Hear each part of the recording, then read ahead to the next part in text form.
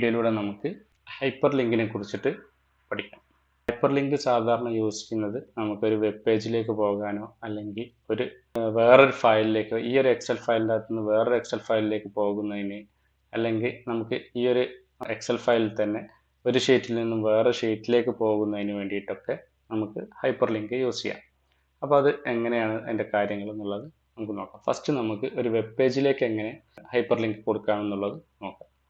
ഞാനിവിടെ ഒരെണ്ണം ഓൾറെഡി കൊടുത്തു വെച്ചിട്ടുണ്ട് ഹൈപ്പർ ലിങ്ക്.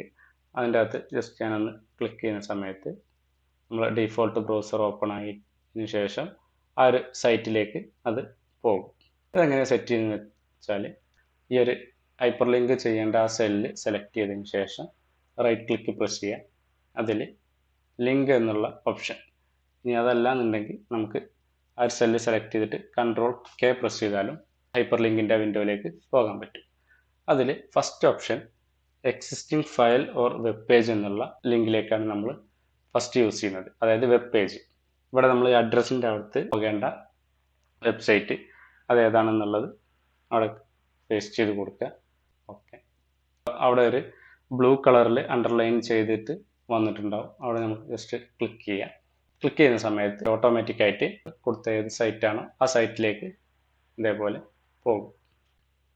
നെക്സ്റ്റ് ഇനി നമുക്ക് ഒരു എക്സൽ ഫയലിലെ ഒരു ഷീറ്റിൽ നിന്നും വേറെ ഷീറ്റിലേക്ക് എങ്ങനെ പോകാമെന്നുള്ളത് നമുക്ക് നോക്കാം. സെല്ല് സെലക്ട് ചെയ്യാം, റൈറ്റ് ക്ലിക്ക്, ലിങ്കിൽ കൊടുക്കാം, അല്ലെങ്കിൽ Ctrl+K. അതിൽ പ്ലേസ് ഇൻ ദിസ് ഡോക്യുമെൻ്റ് എന്നുള്ള ഓപ്ഷൻ സെലക്ട് ചെയ്യാം. അത് സെലക്ട് ചെയ്തതിന് ശേഷം നമുക്ക് വേണ്ട ഷീറ്റ് ഏതാണെന്നുള്ളത് സെലക്ട് ചെയ്യാം. ഞാനിപ്പോൾ അപ്ഡേറ്റഡ് ഡോക്യുമെൻ്റ് എന്നുള്ളത് കൊടുത്ത് ഓക്കെ പ്രസ് ചെയ്യും. ക്ലിക്ക് കൊടുക്കുക. അപ്പോൾ ഈ ഒരു അപ്ഡേറ്റഡ് ഡോക്യുമെൻ്റ് എന്നുള്ളതിലേക്ക് വന്നിട്ടുണ്ട്. ഇനി നമുക്ക് തിരിച്ച് അങ്ങോട്ടേക്ക് പോകണമെന്നുണ്ടെങ്കിലും ഇവിടെ ഒരു ലിങ്ക് ഒന്നും കൂടി കൊടുക്കുക. അതിൽ ടു ഷീറ്റ് എന്നുള്ളത് കൊടുത്തു കഴിഞ്ഞാൽ നമുക്ക് ടു ഷീറ്റിൽ എന്നുള്ള ഇതിൻ്റെ അകത്തേക്ക് തിരിച്ച് അങ്ങോട്ടേക്കും പോകാൻ പറ്റും. ഓക്കെ, നെക്സ്റ്റ് ഇനി നമുക്ക് ഒരു എക്സൽ ഫയലിൻ്റെ അകത്തു നിന്ന് വേറൊരു എക്സൽ ഫയലിലേക്ക് എങ്ങനെ മൂവ് ചെയ്യാം, എങ്ങനെ ഹൈപ്പർ ലിങ്ക് കൊടുക്കാമെന്നുള്ളത് നോക്കാം.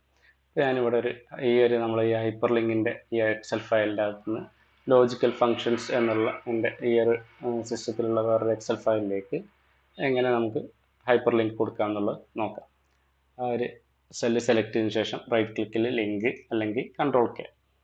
അതിൻ്റെ അകത്ത് ഇവിടെ നമുക്ക് ലോജിക്കൽ ഫങ്ഷൻസ് സെലക്ട് ചെയ്തു. ഓക്കെ, ക്ലിക്ക് ചെയ്യുന്ന സമയത്ത് ലോജിക്കൽ ഫങ്ഷൻസ് എന്നുള്ള ആ ഒരു എക്സൽ ഷീറ്റ് നമുക്ക് എക്സൽ ഫയൽ നമുക്ക് എന്താവും ഓപ്പൺ ആവും. ഓക്കെ, നമ്മൾ ഡെയിലി യൂസ് ചെയ്യുന്ന കുറേ എക്സലുകൾ ഉണ്ടാവും. അതൊക്കെ നമ്മൾ ഓരോന്നിങ്ങനെ ഓപ്പൺ ചെയ്യേണ്ടി വരും. അങ്ങനെ ചെയ്യുന്നതിന് പകരം ഇതേപോലെ ഒരു ഒറ്റ എക്സൽ മാത്രം കീപ്പ് ചെയ്തിട്ട് ആ എക്സലിൻ്റെ അകത്ത് എല്ലാ എക്സലിലേക്കുള്ള ഹൈപ്പർ ലിങ്കുകളും കൊടുത്തിട്ട് നമ്മളെ ടൈം സേവ് ചെയ്യാൻ പറ്റും. Okay, thank you.